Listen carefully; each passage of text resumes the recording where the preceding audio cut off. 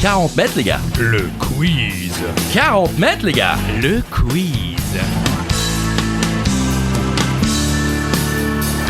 Seul ou à plusieurs, à la maison pendant l'apéro, sur la route du travail ou en direction des vacances, c'est 40 mètres, les gars. Le quiz. 40 mètres, les gars. Le quiz. Bonjour tout le monde, bonjour Christophe Ajus. Bonjour Charlie Weber, bonjour à toutes et à tous. Des questions, des réponses, des infos utiles et bien souvent inutiles. C'est évidemment 40 mètres, les gars. Le quiz. On y est. Et on est très content de revenir une deuxième semaine consécutive, ce qui est assez rare en ce C'est moment. vrai j'ai pas suivi. Ah, c'est bon. C'est deux semaines Ouais, là, c'est consécutives. deux semaines consécutives. Ouais, Ok. ouais, c'est ça. Bon, on est très heureux de vous retrouver avec un thème aujourd'hui, la science-fiction. La science-fiction. Ça, Et c'est comme joker que vous pouvez utiliser à tout moment avant l'énoncé d'une question pour doubler vos points sur la question suivante, on a choisi Sarah Connor. Non, c'est à côté. Voilà, un ça. mix entre de la science-fiction et de l'humour-fiction. Oui, exactement. Et bien sûr, il y a toujours la question twist.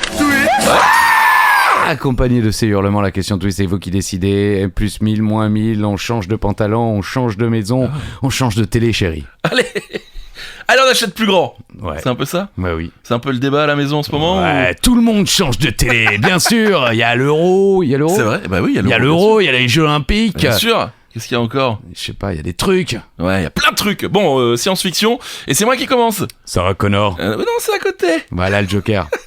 Question Ghostbusters pour commencer. Who you gonna call? Ghostbusters. Le dernier vient de sortir au cinéma avec vous, Christophe. Ben j'espère, j'en sais rien parce qu'au générique de fin ils n'ont mis que Philippe Chéreau et Saligo. Alors Quoi peut-être que je n'avais pas assez de lignes pour être dans le générique de fin. Si, quand même. Mais enfin j'ai enregistré des lignes. Bah oui, donc allez voir Ghostbusters. Et dites-moi si je suis dedans. Voilà. Et vous prenez un peu d'argent là-dessus ou pas sur les Oui, rentrées? Les rentrées? Ah non, les rentrées non. Ah. Non, que les sorties. Bon, donc d'accord. ne restez pas jusqu'au bout. Ouais, écoutez Christophe et cassez-vous. Ghostbusters, et comme dans tous les films, tous les épisodes, eh bien il y a toujours le même fantôme. Vous savez, le Ouais. vert, le drôle. Là. D'accord. Voilà, et on l'adore. Bah quel est ce nom? Aucune idée. Non, c'est pas vrai. Ah non, je vous Ah jure. bon En plus j'ai vu les tout premiers, j'ai vu le dessin animé Ouais, qui bah, il est passait à dedans la aussi. télévision. Bah, Ouais. je sais, c'est Bien l'un des sûr. héros. Je l'adore. Il est drôle. Bon alors en anglais c'est Slimer, Ok. mais en français c'est Bouffe-Tout. Bouffe tout. Ouais, Ah bon. oui, Bouffe-Tout, initialement appelé Onion Head et parfois The Man Green Ghost ou The Ugly Little Spud. Alors c'est The Mean Green Ghost. Qu'est-ce que j'ai dit? Ah, mais J'ai dit The Man. Oh, bon, sorry guys. Est un personnage de la franchise Ghostbusters, bien sûr, il apparaît dans les films Ghostbusters, Ghostbusters 2, le remake de Ghostbusters, Ghostbusters Frozen Empire, celui-là de cette année, et dans la série télévisée d'animation The Real Ghostbusters, c'était ça qu'on Je regardait? pense, ouais. Slimer aussi, il avait son propre show, et Extreme Ghostbusters, et dans tous les jeux vidéo, enfin il est partout. Il Ouais, est bah partout. c'est normal. Alors pour la petite histoire, lors de la pré-production de Ghostbusters, Ouais. Ivan Reitman, le créateur, a fait remarquer que Slimer était un peu comme Bluto dans le film Animal House, comme le fantôme de John Bellucci. Donc l'artiste... Ça vous en avez déjà parlé. Hein, Ouais, c'est qui vrai. ressemble à John Bellucci. Mais j'ai une info encore un peu plus... Génial. Ouais, merci. L'artiste d'effets spéciaux Tim Johnson a sculpté sur le plateau le fantôme glouton, gluant et vert, alors connu uniquement sous le nom de fantôme à tête d'oignon, en raison de l'odeur désagréable de la marionnette. Voilà, ça venait là, Ok. le nom. La veille de rendre un premier jet, Johnson a appris qu'Aykroyd, donc Dan Aykroyd et Ramis, voulaient que Slimer soit un hommage à l'image de John Bellucci. Avec ces informations, Johnson a pris au moins 3 grammes de cocaïne Ok. et a cru que le fantôme de Bellucci lui rendait visite pour l'encourager. C'est au cours de cet épisode qu'il a sculpté le design final de Slimer. Donc, D'accord, voilà. on n'avait pas l'info cocaïne. Voilà, donc il a pris 3 grammes. Je sais pas si c'est beaucoup, ça paraît beaucoup. Bon, Cocaïne. Ah non, c'était Héroïne la chanson. Ah. De Lou Reed. bon en tout Je cas, sais ouais. pas, oui, j'en sais rien. Si vous êtes un peu en manque d'inspiration, Non. non. On n'ira pas plus loin dans cette phrase. Question numéro 2. 2005. La guerre des mondes. Personne n'a oublié cette adaptation du roman de H.G. Wells avec Tom Cruise dans le rôle principal. Mais est-ce que vous vous souvenez du nom du réalisateur? C'est vrai que je... Ben moi non plus. Et pourtant... Et je l'ai vu 3 ou 4 fois au ouais, moins. je l'aime bien. Oui, il est sympa. Ouais. J'adore le début où il est dans cette petite banlieue résidentielle, Tom Cruise, et il y a ce truc qui arrive et tout le monde part en oui, courant. Bah oui. Ouais. Bon, d'accord. Eh ben c'est Steven Spielberg. C'est fou. La guerre des mondes, The War of the Worlds. Ah non, si c'est ça, The War of the Worlds, est un roman de science-fiction écrit par H.G. Wells, publié en 1898 quand même. dingue, C'est c'est une dingue. des premières œuvres d'imagination dont le sujet est l'humanité confrontée à une espèce extraterrestre hostile, en plus d'être le reflet de l'angoisse de l'époque victorienne et de l'impérialisme. Succès critique et populaire dès sa sortie, le roman est notamment inclus dans la bibliothèque idéale de la science-fiction. Il est adapté plusieurs fois pour la radio, Oui. dont une version d'Orson Welles, ne pas sûr. confondre avec H.G. Wells, ça ne s'écrit pas pareil d'ailleurs le nom de famille, qui a défrayé la chronique en 1938, tout le monde se souvient de cette histoire où les gens ont cru que l'histoire était vraie en écoutant la radio. Il a également été adapté en jeu de rôle, en bande dessinée, en 4 longs métrages de cinéma et plusieurs séries télévisées. Le film est un succès commercial mondial, produit pour un budget estimé à 132 millions de dollars, il en récolte plus de 600 millions de dollars dans le monde. Aux États-Unis, avec 234 millions de dollars, il est le 4e film au box-office annuel en France. Il totalise 3,9 millions d'entrées quand même, soit le 6e meilleur résultat au box-office l'année 2005. Ok. Et qu'est-ce que j'ai noté quelque chose? Non, c'est bon. Oui, 600 millions. Voilà. Il y a une bonne série française, je crois, française et anglaise en même temps. Ils ont produit ça ensemble, qui était sur Canal+. Avec Drucker. Exactement. Et la série est pas mal. Ça va. Bon, je vais pas regarder la fin, mais la série est pas mal. Allez, question titre de film traduit par les Québécois. Ouais. On s'est dit que c'était pas mal pour une fois, on adore ça. Et bien cette fois-ci, je vais vous donner donc le titre en québécois et vous allez devoir trouver le titre en français. Oui. Voilà. Si je vous dis Voyage au centre de la mémoire, vous me dites, vous pouvez me le faire avec l'accent ? Voyage au centre de la mémoire. C'est un film. Et on veut Le le voyage au titre. centre de la mémoire, là. Vous me dites. Voilà, c'est le titre français et américain. C'est le titre global, mais les Québécois ont choisi de changer. Voyage au centre de la mémoire. Est-ce que vous l'aviez ? Absolument pas. Ok, bon, bah c'est Total Recall. Total Recall. Ouais. Voyage au centre de la mémoire. Film de science-fiction américain réalisé par Paul Verhoeven quand même, sorti en 90 avec le grand Schwarzy, bien entendu mon idole. Il s'agit de l'adaptation de la nouvelle de Philip K. Dick, Souvenir à vendre. We can remember if... C'est pas mon fort l'anglais. Hein. We can remember it for you wholesale. Ah, j'ai l'impression que c'est pas notre Bah force. non, mais we can remember it for you wholesale. Oui, mais c'est je ne sais pas ce que ça veut dire quoi. Alors on peut pas s'en souvenir pour le wholesale, je ne sais pas ce que ça J'en veut sais dire. rien. Bon, En tout cas, Total Recall. Vous voulez le synopsis, on le connaît. mais quand même. Philip K. Dick qui a quand même aussi fait Oui. Blade Runner Et et Minority Report. Report. Eh oui, quand même, très bon, très bon. Et ça date aussi. Hein. C'était peut-être pas aussi vieux que H.G. Wells, mais quand même. Allez lire Philip K. Dick. Je vous fais pas le synopsis, vous connaissez par cœur ce film. Oui. On continue. Question numéro 4. Sarah Connor. C'est à côté. Vous connaissez évidemment Godzilla, mais connaissez-vous le nom donné à ces monstres au Japon? À ces monstres. Oui, parce qu'il y a plusieurs monstres, Oui. il n'y a pas que Godzilla. C'est vrai. Il y a aussi une énorme, voilà. Merci. Non, mais comment on dit, un papillon, genre de papillon, un énorme papillon. Un énorme Je papillon. crois. D'accord, bon, c'est les kaiju. Mhm. Bête étrange ou bête mystérieuse pour la traduction littérale est un terme japonais pour désigner des créatures étranges, particulièrement des monstres géants des films japonais appelés kaiju eiga. La notion japonaise de monstre est différente de celle des occidentaux. Un kaiju est plutôt vu comme une force de la nature devant laquelle l'homme est impuissant et non pas une force du mal. Ouais, et puis souvent Godzilla, il vient non pas pour détruire le monde, mais pour sauver les gens. Enfin, Un peu. oui. Je les ai pas vus vraiment. Bah, ça c'est la sauce à l'américaine, alors que La sauce à l'américaine. oui, avec un petit peu de frites, c'est très bon. Non, mais c'est surtout que c'est la version japonaise. Godzilla vient sauver. Il détruit un petit peu tout ce qui passe. Devant D'accord, lui, mais par force de la nature devant laquelle l'homme est impuissant, il faut entendre toutes ces forces de la nature devant lesquelles les Japonais sont impuissants, les tremblements de C'est terre vrai. et les C'est tsunamis vrai. ou encore les tempêtes. C'est vrai. Voilà, c'est Merci. aussi pour ça, je vous en prie. Ouais, mais calmez là d'un coup là. Merci beaucoup. Bon, question twist. Ah oui, je l'ai annoncé. Eh ouais, j'allais dire, Ouais. il annonce comme Ah ouais. ça, il annonce, il dénonce, c'est Ouais. ça 40 mètres les gars. Le quiz. Et la question twist, plus 1000, moins 1000, le froc, tout ça. Il annonce, il dénonce. Putain, c'est beau ça, j'aime bien. Question simple, facile et efficace. Franchement, là, celle-là, elle est cadeau. De quelle planète est originaire Superman ? Cadeau, ça, non ? Oui. Oui. On en a déjà parlé. C'était pas la même question, j'ai vérifié, mais on en a déjà parlé. Vous l'auriez su ? Oui, je pense. Oui ! Quand même ! Ah, je suis de cette génération qui a vu les films Superman avec ce monsieur qui a eu un accident de cheval. Ouais, c'est ça. Reeves pas Ouais, Keanu Reeves. Pas Keanu Reeves, mais c'est Kexter Reeves, je crois.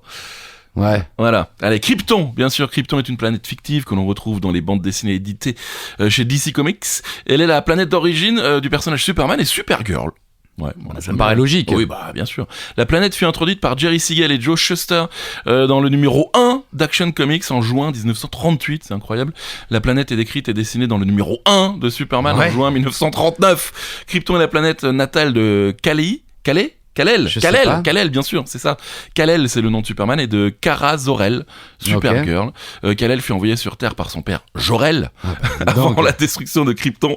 Il existe plusieurs versions quant à la fin de cette planète. Sa disparition pourrait être due à sa modification orbitale, dérivant ainsi peu à peu vers son soleil rouge, celui-ci approchant d'ailleurs de sa mort pour former une nova destructrice. Waouh. Voilà. Selon une seconde vision, elle serait due à des réactions nucléaires internes qui conduisirent à une implosion, créant ainsi, grâce aux radiations alors libérées, la fameuse kryptonite. Et oui, Et voilà, qui est rentré dans le langage courant. Bien sûr. On parle maintenant de la kryptonite de n'importe qui. C'est ça. Très bien. Moi, c'est une certaine bière Ok, que j'adore. Vous voulez que je la cite ? allez-y. C'est la Queen of Langstrauss de D'accord. Bendorf. Ok, Qu'on embrasse c'est votre très- kryptonite. Ben, je l'adore et pourtant je bois. Oui, mais Superman, il adore pas la kryptonite, hein, mais par contre, ça lui fait du mal, oui. Elle me fait un peu de mal, celle-là. Ok. Allez, question 6. Sarah Connor. C'est à côté. Jean Giraud est le créateur de Blueberry, mais aussi de BD de science-fiction tels que Arzac, Le Garage Hermétique, L'Incal ou Le Monde d'Edena. Mais si vous n'êtes pas un spécialiste du genre, vous avez forcément déjà entendu son pseudonyme, plus célèbre encore que son nom de naissance. Vous l'avez ? Oui. J'aurais pas su Non, comme moi ça. non plus. Là, je fais Mais le son malin, pseudonyme est très célèbre. mais c'est ça. Je connaissais son pseudonyme. Pardon. J'ai dit je connaissais son Ah, pseudonyme. Pourquoi ? Bah oui, je pensais que vous alliez m'en mettre une là. Pas du tout. Je vous ai pas insulté. Non, qu'est-ce non, que mais en plus, c'est juste que j'avais pas entendu, donc pardon, excusez-moi.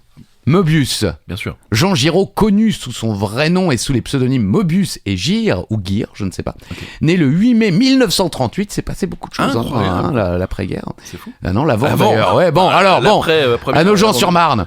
Marne. Et malheureusement, il est mort le 10 mars 2012 à Montrouge, est un auteur français de BD. Il est le créateur avec le scénariste Jean-Michel Charlier de la célèbre bande dessinée de Western Blueberry, Ouais. qu'il signe sous le nom de Gire, puis de son vrai nom. Sous le pseudonyme de Mobius, il est l'auteur et ou dessinateur de bandes dessinées de science-fiction, comme je le disais tout à l'heure, Ok. Arzac, Le Garage Hermétique, L'Incal ou Le Monde d'Edena, qui lui valent une reconnaissance internationale jusqu'aux États-Unis et au Japon, Ok. habituellement peu réceptif à la bande dessinée européenne. Alors, petite histoire sympa. Mobius est l'un des fondateurs de la maison d'édition Les Humanoïdes Associés, éditrice du magazine Métal Hurlant. Il participe également à la conception graphique des films Alien et Tron. Énorme. Eh oui. Énorme. Son impact sur la bande dessinée sous le nom de Giraud, comme sous celui de Mobius, font de lui l'un des dessinateurs francophones majeurs du XXe siècle. Incroyable. Et il y avait une anecdote encore plus sympa que je n'ai finalement pas copié-collé, mais pour un gros projet international, il y a un producteur, je crois, ou réalisateur en tout cas, qui est arrivé à Cannes. Et il s'est arrêté faire pipi sur une aire d'autoroute, D'accord. et dans l'aire d'autoroute, il a vu une BD. Ok. Et il y avait écrit Jean Giraud Mobius. Et il a adoré la BD, et il s'est dit putain, mais il me faut ces gars-là. Ah ouais. Et donc, génial. il a essayé de les contacter les deux. Ouais. Il a réussi qu'à contacter Giraud. Oui. Et pendant qu'il lui parlait, à un moment, il lui fait mais vous savez que j'aimerais bien aussi contacter Mobius. Le mec lui fait mais C'est moi, frère. c'est moi aussi, mon gars.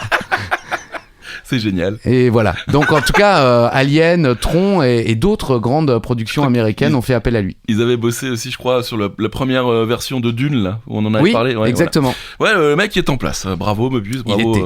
Ouais. Ah, Ah oui, il nous a quittés. feu. Écoutez ce que je dis parfois. Bah, je vous écoute tout le temps. Je bois vos paroles. Merci.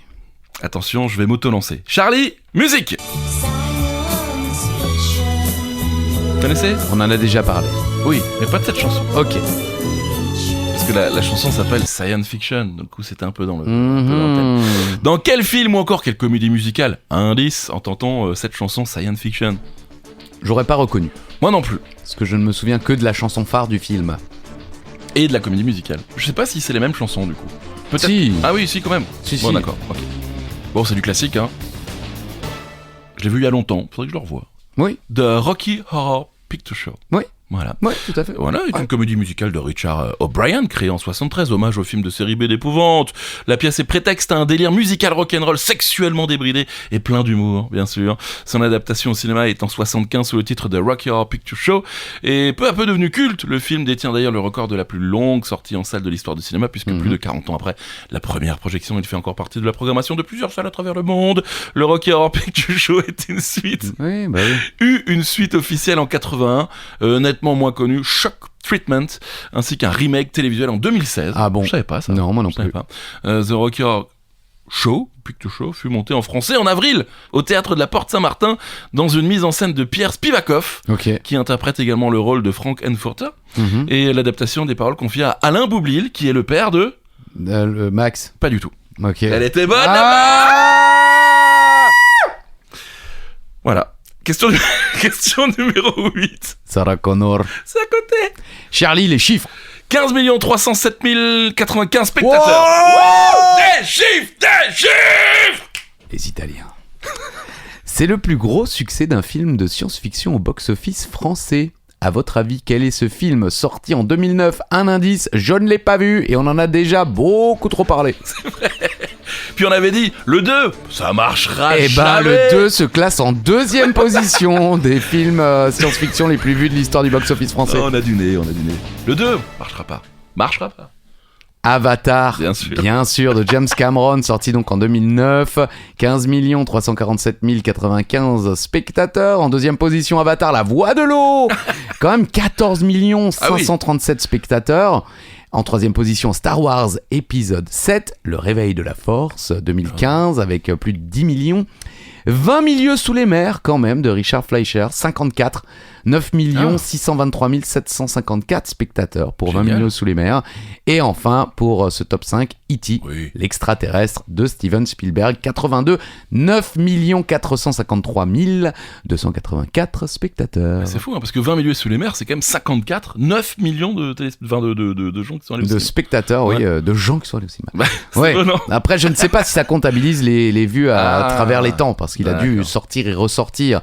Mais en même temps, à l'époque, effectivement, les films de cinéma faisaient beaucoup de recettes, puisque les gens n'avaient pas forcément tous la télé. Exactement. J'aime bien la précision du genre des films. Avatar, c'est un planète opéra. Oui, effectivement, selon Wikipédia, Avatar, planète opéra. Star Wars, c'est space opéra.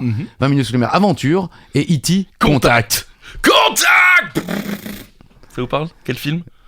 Commando ? Non, pas loin.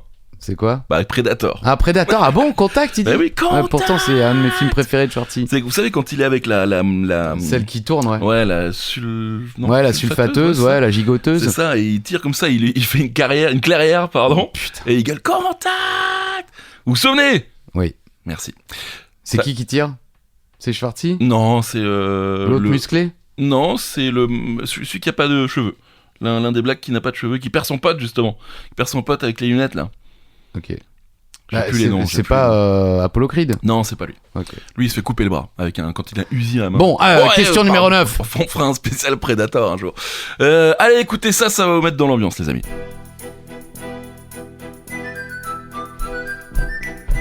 Bon, là, direct. Ce n'est pas la question, bien sûr. Ce n'est pas la question. Vous avez reconnu la soupe aux choux. Donnez-moi le nom de l'extraterrestre qui vient à la rencontre du Glaude et du Bombay après une longue soirée de paix. Il est content, il a dit paix, il est heureux. Bah oui. Bon, ça aussi c'est facile. Oh non. Ah bon ? Ouais, j'aurais... En le lisant, oui. Mais de tête comme ça, non. Je l'ai pas vu tant que ça. Hein. Il m'a longtemps fait peur. Hein. Je crois que je l'ai regardé la première fois il y a 4 ans, quoi. D'accord. Pas peur parce que j'avais peur des scènes, mais peur parce que j'avais l'impression que ça allait être vraiment merdique. Ça allait pas tant que ça. Ah, d'accord. En plus, il est un peu triste. Il est terriblement triste à la fin. Je suis d'accord, c'est super triste. Bah oui, c'est presque un drame. Oui, La Denrée, joué bien entendu par Jacques Villeray, qu'on adore, vraiment...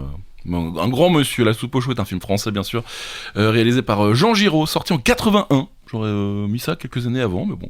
Comédie mêlée de science-fiction adaptée du roman du même nom de René Fallet, ou Fayet, par exemple. Non, c'est Fallet, oui, Fallet. Il a fait beaucoup de... Ah ouais. Oui, il a beaucoup de ses romans ont été adaptés, me semble-t-il, au cinéma.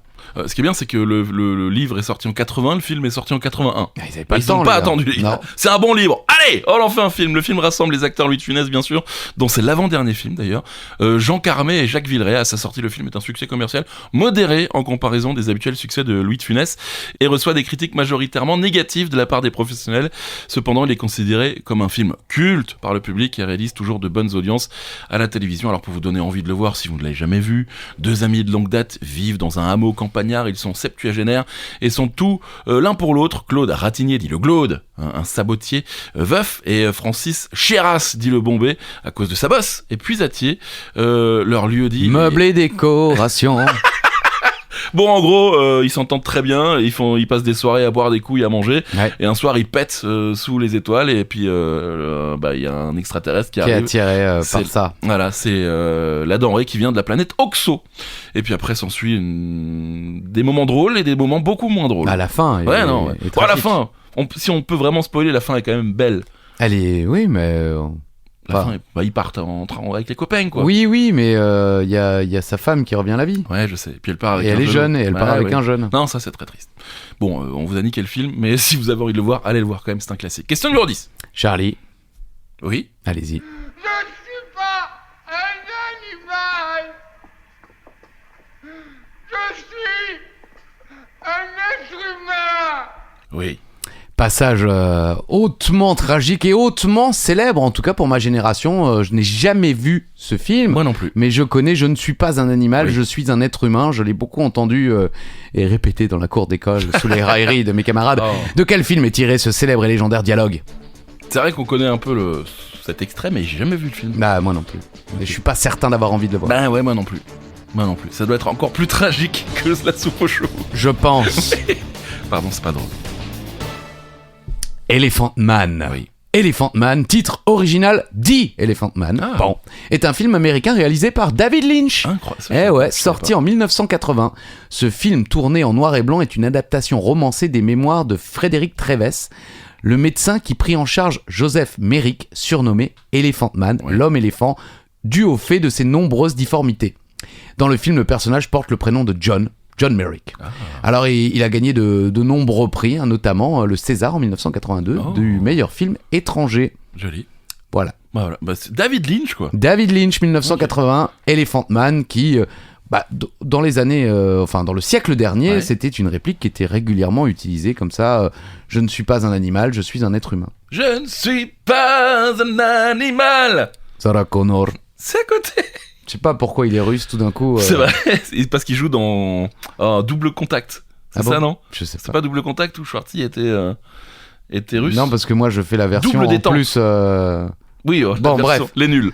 C'était double détente, pardon. Question numéro 11, question simple. Enfin, normalement, quel est le nom du personnage de Bruce Willis dans le film Le Cinquième Élément? Jamais vu. C'est vrai. Jamais. Oh, il est pas mal quand même. Si un jour vous avez un après-midi où vous embêtez. Ouais. Si, il faut le regarder. Mais alors, à l'époque, on n'avait pas le choix, mais maintenant, faut pas le regarder en VF, non? Parce qu'il a pas la même voix. Ah, ouais, c'est vrai Je qu'il sais que c'était pas le même doubleur pour Bruce Willis dans ce film et que ça a ça a dérangé pas mal de gens. fait- C'est possible, ouais. C'est vrai, c'est vrai. Corben Dallas. Corben Dallas, Ça, c'était ok. son nom. On en a déjà parlé, mais à la base, c'est Jean Reno qui aurait dû jouer ce rôle. Mais vu qu'il avait déjà joué le rôle de Léon avec Besson, il a choisi Bruce Willis. Je pense que c'est un bon choix. En tous les cas, Le Cinquième Élément est un film de science-fiction français, tourné en langue anglaise, coécrit et réalisé par Luc Besson, sorti en 97, nommé aux Césars et aux Oscars. Le film obtient 3 Césars, dont celui du meilleur réalisateur. Le film a été le plus grand succès du box-office français.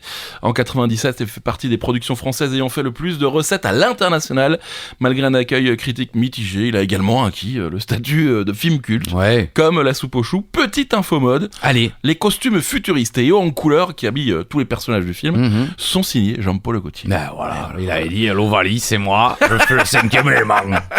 Et pour les fadas de mode, la même année il sortait sa première collection haute couture Gaultier Paris. Ah oui, à retenir hein, pour le quiz spécial mode que nous réclame une auditrice qu'on C'est embrasse, hein, qui veut un spécial mode. On le C'est- fera. C'est pas gagné. Non, vraiment pas. Nous recherchons une web-série devenue série TV avant de connaître son adaptation au cinéma en 2022. Voici le début du résumé. Raph est un jeune homme paisible et sans histoire jusqu'à un jour de 2009 où, alors qu'il flâne avec ses 2 amis Tim et Léo, un étrange personnage ensanglanté apparaît comme par magie devant lui grâce à une machine qu'il porte en bracelet. Ça vous dit quelque chose? Oui. C'est vrai? Oui, je l'ai vu. Vous avez vu le film? Ah, j'ai vu le film. La web-série, la série? J'ai pas vu la web série. J'ai pas vu la série, mais j'ai vu le film. Ok, et c'est bien? Ouais, c'est pas mal. Non, franchement, c'est pas mal. Alors, j'ai noté le voyageur du futur, Mais en fait, c'est le visiteur du futur. Exactement. Ah oui, pourquoi j'ai noté voyageur? Je suis un ne sais con. pas. Le Visiteur du futur est une web-série française de science-fiction et de comédie écrite et réalisée par François Descraques. Le premier épisode est apparu le 26 avril 2009 sur Dailymotion. Avant de connaître une diffusion télévisée. Une adaptation en film sort en 2022. L'histoire est au départ centrée sur la vie de Raph, un jeune homme sans histoire qui rencontre un homme affirmant venir du futur. Qui est interprété par Florent Dorin. Et Raph est interprété par Raphaël Descraques, Oui. le frère de François Descraques. Pour tenter d'empêcher la fin du monde. 4 saisons, 57 épisodes. En 2021, c'est les derniers chiffres, elle comptabilisait 40 millions de vues quand même. Quand même, hein. Eh ouais. Après, moi, ce que j'aime bien dans l'idée, c'est que ça part d'une web-série, ça finit au cinéma. Oui, Et ça- oui, et mais ça, je trouve François ça cool. Descraques est un auteur très très talentueux qui a participé à beaucoup Exactement. de sketchs et de séries. Il était très en vue. Et en place. À l'époque, exactement. Exactement. Sarah Connor, C'est à côté. c'est de pire en pire. Bon, en même temps, c'est la première fois que je le fais. Question numéro 13. Question série et film culte. Enfin, surtout film culte. Qui aura droit d'ailleurs à son 7e film en 2024. Quel est ce film? Ah ouais? Indice, Xénomorphe. C'est quoi Xénomorphe? Ben, c'est un gros indice. Ça m'aide pas du tout, hein. Donc, Mais pourtant, je suis fan de ça. Ah ouais? Quelle série de films cultes aura le droit à son 7e film en 7e 2024? film, Ouais. c'est sûr. C'est sûr et pas censé certain. être une série. Ah, c'est peut-être une série. Non, c'est un film. Mais il y a une Ah bon série qui arrive aussi, je Ah crois. bon, ok. Voilà. Alien. Alien. Bien sûr. Et Xénomorphe, c'est un alien. Ok. C'est le nom de l'alien. Ah bah je savais pas. Alien Romulus est un film de science-fiction horrifique américano-britannique réalisé par Fede Alvarez Mhm. et dont la sortie est prévue le 14 août 2024. Cool. Il s'agit du 7e film de la série Ah, Alien qui se c'est situe... pas ironique, j'ai hâte. Non, ouais, qui se situe chronologiquement entre les événements du film Alien le 8e passager et Alien le Oh retour. ouais, mais là on s'en fout alors. Franchement, j'ai vu la bande-annonce, ça a l'air pas mal. Ok. Le synopsis, quelques années après les événements sur le vaisseau Nostromo, un groupe de jeunes colons de l'espace se retrouve face à face avec la forme de vie la plus terrifiante de l'univers, alors qu'ils fouillent les profondeurs d'une station spatiale abandonnée. Mhm. Voilà. Ouais. Un film avec Kaylee Spaney, Isabella Merced, David Johnson, Archie Renault, Spike Finn et Aileen Wu. Et Vous en donc connaissez un non. Moi non. Il y aura pas notre ami.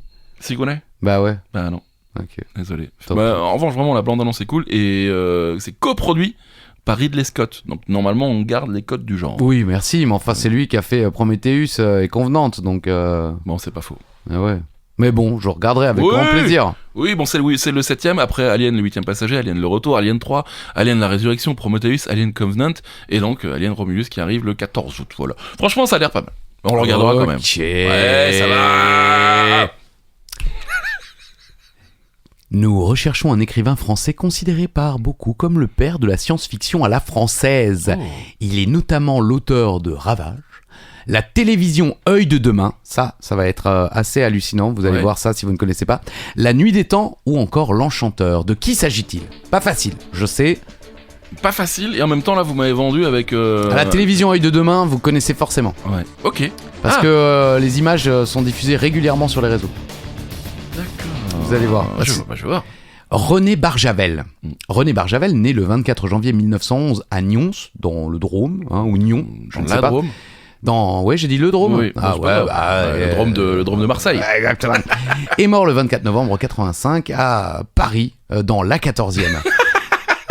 C'est la course de chevaux. Oui, c'est ça. Est un écrivain et journaliste français, également scénariste et dialoguiste de cinéma. Il est principalement connu pour ses romans d'anticipation de science-fiction ou fantastique dans lesquels s'exprime l'angoisse ressentie devant une technologie que l'être humain ne maîtrise plus. Certains thèmes reviennent fréquemment dans son œuvre littéraire. Chute de la civilisation causée par les excès de la technologie et la folie de la guerre. Caractère éternel et indestructible de l'amour, notamment dans Ravage, La Nuit des Temps, Le Grand Secret, Une Rose au Paradis. Son écriture se veut poétique, onirique et parfois philosophique.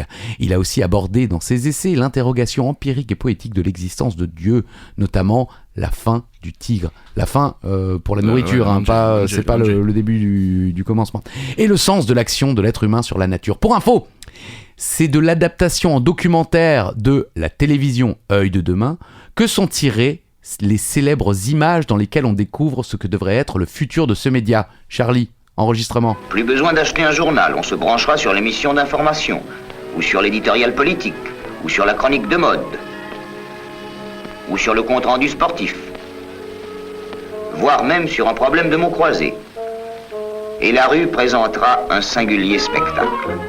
Alors, ce que vous venez d'entendre et que je vous invite à aller voir sur YouTube date de 1947. Ah, quand et même. alors, sur les images, on voit des personnes tenant ce qui ressemble Oui. à des smartphones. C'est dingue. Ils sont attablés en train de prendre leur Ouais. café et ils ont une petite radio, mais avec une image dessus. Et 1947. on entend et on voit dans ce documentaire, par exemple, il y aura également des problèmes de circulation. Parce qu'il y a un connard avec son téléphone qui Ah regarde là. la télé et il empêche les bagnoles d'avancer, donc ça klaxonne. Donc en 1947, il avait déjà compris que la télé allait entrer plus que dans le quotidien, mais Ouais, carrément ouais. dans la journée entière de la personne, et qu'on allait se déplacer avec, et que ça allait causer de nombreux problèmes de gens qui ne se parlent plus, Ouais, ouais. de gens qui créent des problèmes de circulation parce qu'ils regardent pas comment ils traversent. Incroyable. Plein de choses comme ça. Et donc ça, c'est Barjavel qui l'a imaginé. Et c'était tellement ouf qu'ils en ont fait un documentaire. Et vous regardez sur YouTube, ça passe souvent sur les réseaux. Mais vous allez voir, on se dit, c'est dingue comment ils ont pu imaginer qu'effectivement, ça tiendrait dans la main. C'est dingue. Alors que nous qui sommes nés dans les années 80, 20 ans avant que ça existe, Impossible. on n'imaginait pas une seconde que ça allait exister. Incroyable. 47. En 40. Ok. Bah merci. Je vous en prie. Ça donne des frissons, ça fait un peu peur. Mais non, c'est ça, juste que ça fait peur de gens d'avoir des gens aussi intelligents Ah, c'est qui ne ça. sont plus là. visionnaire, il voit ça à 80 ans en avance, c'est assez dingue. Merci Christophe. Je vous en prie. Allez, question série. Je vous en prie. Et attention, question série récente. Elle Je- vient, elle vient de sortir le 10 avril dernier. C'était en 2024. Ça, c'est si vous nous écoutez un peu plus tard. Série de science-fiction, action-aventure basée sur un jeu vidéo. Un RPG qui se déroule après une guerre nucléaire. Je crois que j'en ai déjà un peu trop dit. Question simple, quelle est cette série ou ce jeu vidéo? Ça marche aussi. Ça vous parle? Non. Enfin, j'ai vu le JDG tweeter dessus en disant que c'était bien. C'était bien par rapport au jeu. Je n'ai ni joué au jeu, Bah, moi ni non regardé. plus, voilà. Donc c'est pour ça le pitch ne m'inspire pas. Mais c'est vrai que c'est un jeu célèbre. Oui. Fallout. Fallout. Fallout. Ouais, Fallout. Oh, je dis la française. Fallout. Oh, Fallout. oh là là, un Fallout. sale Fallout, hein. Fallout est une série télévisée. Voilà, dramatique. elle est bien la série Fallout. Ouais. Post-apocalyptique américaine créée par Geneva Robertson Dowart et Graham Wagner. Ah ouais, Fallout quoi. Fallout, quoi. Est diffusée depuis le 10 avril 2024 sur Prime Video. Il s'agit de l'adaptation de la franchise de jeux vidéo de rôle créée par Interplay Entertainment, désormais détenue par le studio de jeu Bethesda Softworks, comme ça vous savez tout. Ok. Synopsis, la série dépeint les conséquences d'une guerre nucléaire dans une histoire alternative d'un monde rétro-futuriste des années 50. Purée. Déjà, ça commence bien. La série montre les conséquences d'une frappe nucléaire apocalyptique dans une histoire alternative de la Terre dans laquelle les progrès de la technologie nucléaire après la Seconde Guerre mondiale ont conduit à l'émergence d'une société rétro-futuriste et à une guerre des ressources. De nombreux survivants sont réfugiés dans des bunkers appelés Vault, construits pour protéger l'humanité en cas d'anéantissement nucléaire, sans savoir que chaque Vault était destiné à mener des expériences psychologiques sur ses habitants. Ouh. Ça a l'air pas mal, hein. Ouais, bah ça me rappelle un peu Silo, Ah oui, exactement. on dirait un petit peu. Ouais. Bah, je vais peut-être me regarder. Bah oui, moi aussi, Ouais, là, vous m'avez convaincu. Et bah, en lisant ça, je me suis dit, allez, j'y vais. Ok. Question numéro 16. Si je vous dis un récit de fiction dépeignant une société imaginaire organisée de telle façon qu'il soit impossible de lui échapper et dont les dirigeants peuvent exercer une autorité totale et sans contrainte de séparation des pouvoirs sur des citoyens qui ne peuvent plus exercer leur libre arbitre, de quoi s'agit-il? La peur. Un peu. Un petit peu quand même, là, vous m'avez fait peur. Bon, on en parle souvent. On aime bien. ouais, je mais crois sans ouais. connaître la définition C'est vrai. complète, hein, parce C'est que vrai. j'aurais pas donné ça. Ah bah non, ouais, Je me serais clairement. content de dire qu'il s'agissait du contraire de l'utopie. Oui. C'est une dystopie. Ah oui. Une dystopie peut également être considérée, entre autres, comme une utopie qui vire au cauchemar Ah, en réalité, d'accord. et conduit donc à une contre-utopie. Ok. Ouais, j'ai dit cutre-utopie. Oui, bah ça marche aussi. L'auteur entend ainsi mettre en garde le lecteur en montrant les conséquences néfastes d'une idéologie ou d'une pratique contemporaine. De fait, la différence entre dystopie et utopie tient davantage à la forme littéraire et à l'intention de son auteur qu'au contenu. En effet, nombre d'utopies positives peuvent également se révéler effrayantes. Oui. Le genre de la dystopie est souvent lié à la science-fiction, mais pas systématiquement, car il relève avant tout de l'anticipation. Ainsi, l'impact que ces romans ont eu sur la science-fiction a souvent amené à qualifier de dystopie toute œuvre d'anticipation sociale décrivant un avenir C'est sombre. vrai. Mais ce n'est pas le cas. Cette forme littéraire a été popularisée par des romans devenus des classiques du genre dystopique. 1984, qui est Oui. sorti en 49, de George Orwell, bien sûr. Fahrenheit 451, en 53, de Ray Bradbury. Soleil vert, en 66, de Harry Harrison. Monsieur et Madame Joy. Harrison, vous voulez comment votre fils? Harry Harrison. Un bonheur insoutenable en 70 de Ira Levin. Le genre a connu des déclinaisons dans d'autres domaines artistiques, notamment au cinéma, avec de nombreuses adaptations de romans dystopiques, mais aussi des créations originales comme Metropolis de Fritz Lang, THX 1138 de George Lucas, ça j'ai jamais vu, Brasil de Terry Gilliam, et Bienvenue à Gattaca notamment en 97 d'Andrew Niccol. Eh oui. Bon, c'est triste, mais en même temps, on aime bien ce genre de science-fiction. Enfin, moi, j'aime bien. Oui, bah effectivement. En tout cas, en ce qui me concerne pour les films, c'est vrai que Bienvenue à Gattaca, par exemple, est un incroyable film. Exactement. Here comes the man in black. C'est à côté. C'était pas Joker, hein, mais moi, si quelqu'un, j'ouvre la porte, le mec me fait ça, c'est pas là. C'est pas partir, non, monsieur. Non. Bon, vous l'aurez compris, on va parler de Man in Black, bien sûr. Vous l'avez vu ? Oui. Oui, en tout cas, si vous ne l'avez pas vu, vous vous souvenez de la petite machine qui flash là et qui permet d'effacer la mémoire des gens. Eh bien, quel est le nom de cette machine ? Voilà. Non, c'est bien. Bah si, c'est bien. Honnêtement, je m'en souviens pas. Ouais, mais c'est vrai que ça marque. On l'a tous fait avec un stylo. Eh bah, t'as oublié ce que je viens de... Non, vous l'avez pas fait ? Non. Ok, bon. Bon bah, je vais arrêter de le faire alors, en 2024, peut-être un peu. Allez. Le Neuralizer, ou le Neurolaser en français, également surnommé le flashouilleur. Ouais, flashouilleur, ouais. Voilà. Neuralizer, Neurolaser, flashouilleur, ça marche dans le doublage français. Will Smith dit flashouilleur, voilà, c'est ça. Ok. C'est un appareil utilisé par les Men in Black pour effacer la mémoire du public mis en relation avec des extraterrestres ou témoins d'un phénomène prouvant leur existence. Il apparaît pour la première fois dans le comic Men in Black, puis dans les 4 films, devenant un symbole des MIB, comme leurs lunettes de soleil et leurs costards. Je savais pas que c'était un comic avant Bah, moi non un plus. comics Ouais. ou comic. Ouais, non Bon, plus. en tout cas, je ne savais pas. Bah écoutez, maintenant on le sait. Oui. Sarah Connor. C'est à côté. Bah, je sais pas, tout d'un coup, c'était la version Lisboète. Ah oui. Jules Verne nous a offert de nombreuses et incroyables histoires. Nous recherchons maintenant le titre de l'un de ces romans dans lequel ces personnages vont devenir les premiers êtres humains à rejoindre la Lune. Quel est son titre ? Jules Verne. Non, c'est pas le titre du livre, c'est son auteur. Non mais j'essaie de reprendre votre voix, enfin vous étiez très posé, où il y avait... Bah oui, vous devriez la travailler. conquête spatiale. Ah oui, c'est vrai. C'est vrai. La moitié du titre était déjà dans la question. Oui. De la Terre à la Lune. Ah oui. Eh oui, de la Terre à la Lune, trajet direct en 97 heures 20 minutes, je crois que c'est le titre en entier, Ah ouais, génial. est un roman d'anticipation de Jules Verne, paru en 1865 quand même. C'est fou. Il relate comment, après la fin de la guerre de sécession, une association d'artilleurs et de scientifiques liés à l'industrie militaire tente d'envoyer sur la Lune un obus habité par 3 hommes. De la Terre à la Lune forme la première partie d'un diptyque qui se clôt avec Autour de la Lune par an, paru 4 ans plus tard. Plusieurs personnages de ces romans sont remis en scène dans Sans dessus dessous, publié 20 ans plus tard sans grand succès, puis redécouvert en 1975. Bon, l'œuvre figure parmi les romans les plus connus de Jules Verne. Elle est devenue une référence dans le domaine de la science-fiction, avec de nombreux héritiers, comme le roman de H.G. Wells, Oui. Les premiers hommes dans la Lune en 1901. Le Incroyable. roman a été adapté de nombreuses fois à l'écran pour le cinéma et la télévision, et ce, dès 1902 par Georges Méliès, bien sûr, et son célèbre Voyage dans la Lune. Vous savez, la fusée qui Bah arrive oui. directement dans l'œil C'est de la ça. Lune. Image célèbre. Rappelle quand même qu'il a fallu attendre officiellement le 21 juillet 69 pour que Neil Armstrong se pose sur la Lune. Encore une fois, ils avaient 70 ans d'avance. Et ils avaient 1 an. 100 ans d'avance. Parce que il est paru en Ah oui, 1865 65. Ah, mais et oui. Neil Armstrong est arrivé sur la Lune en 69. Ah là là, moi j'étais bloqué. 100 ans d'avance Ah là quand là. même. Ouais, bah il y a des mecs qui sont balèzes quoi. Ah oui, Qui ont non, de l'imagination, mais de l'imagination qui ne devient plus imaginaire, qui se concrétise. c'est savais pas où j'allais. Anticipation. Merci. Sarah Connor. C'est à côté. Comédie musicale bien sûr qui va... Ah oui, bien sûr, évidemment. On va rester dans la SF.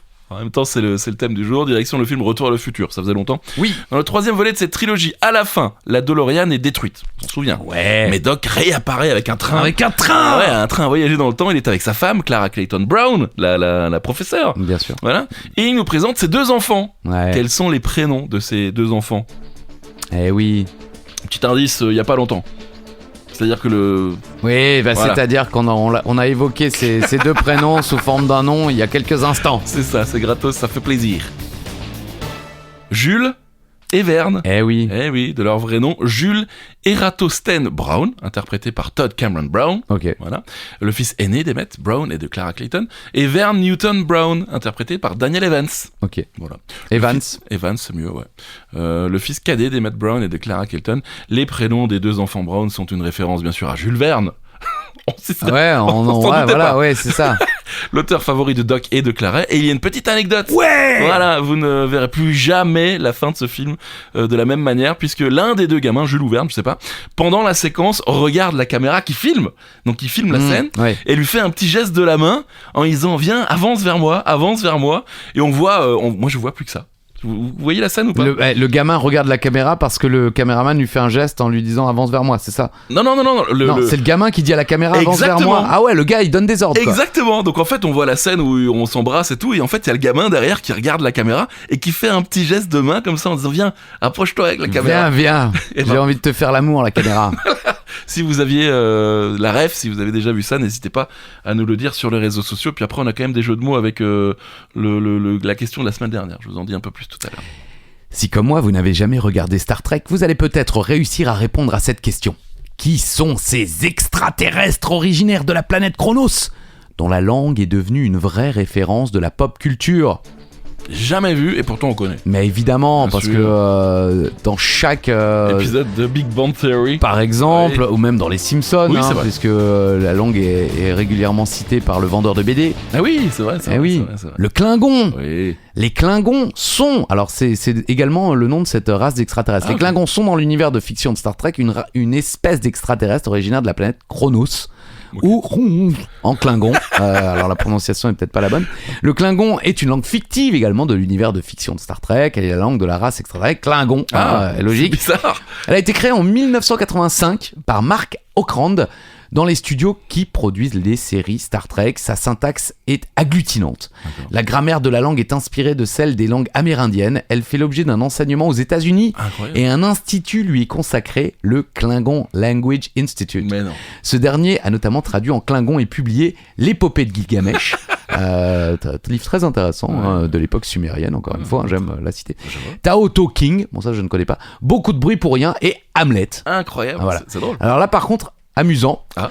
de 1996 à 1999, Armand Spears, informaticien, n'a parlé à son fils Alec qu'en Klingon, Ah oui, d'accord. afin de voir si celui-ci deviendrait un locuteur naturel de cette langue construite. C'est fou. Même si l'enfant prononçait le Klingon à la perfection, il a fini par manifester une hostilité à cette langue à laquelle il préférait celle qu'utilisait sa mère, l'anglais.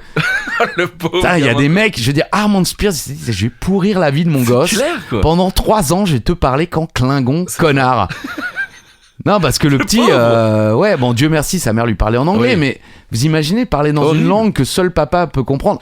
Alors, ça peut arriver évidemment dans beaucoup de pays pour des gens, des immigrés, Oui, c'est ou vrai. c'est vrai. des gens qui vivent dans un pays où ils ne connaissent personne.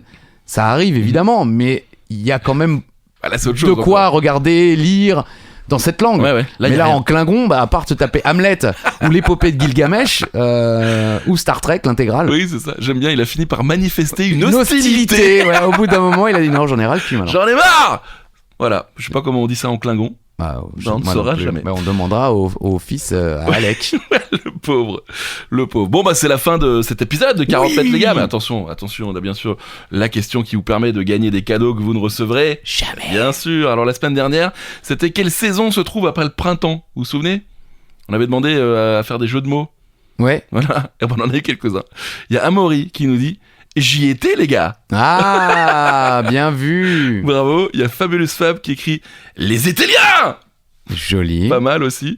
Et après, il y a Nénès qui est venu nous balancer sa connaissance Sa culture. de la musique en disant j'ai le droit à un cadeau, le catalogue Riom est le catalogue le plus récent et le plus complet de l'œuvre d'Antonio Vivaldi.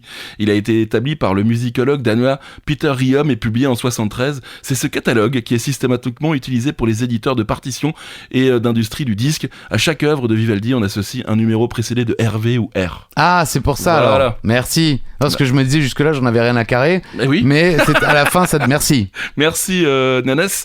C'est bien sûr Nestor hein, que vous connaissez. Ah, ok, alors pas merci. Va te faire voir. Je savais. Bon alors, est-ce qu'on choisit les JT les gars ou les Étéliens? Bah, on peut les deux, puisqu'il n'y a pas de cadeau, on s'en Allez, fout. on vous offre un cadeau que vous ne recevrez jamais, les amis. Voilà. Bravo. Prochaine question. Et n'hésitez pas à vous prendre en photo avec le cadeau que vous ne recevrez jamais et nous l'envoyer. C'est vrai ça. Prenez-vous en photo quand vous nous écoutez. Prenez-nous des vidéos. Enfin voilà, on veut savoir où vous écoutez. J'allais dire RFM, mais non. 40 mètres les gars. Le quiz. Avec la nouvelle question de cette semaine, qui a réalisé Jurassic Park? Allez. Qui a réalisé Jurassic Park? Allez, je quitte. Bisous. Et on se retrouve quand même vendredi pour 15 minutes les gars. Ouais, le quiz. Ah, merci, bisous.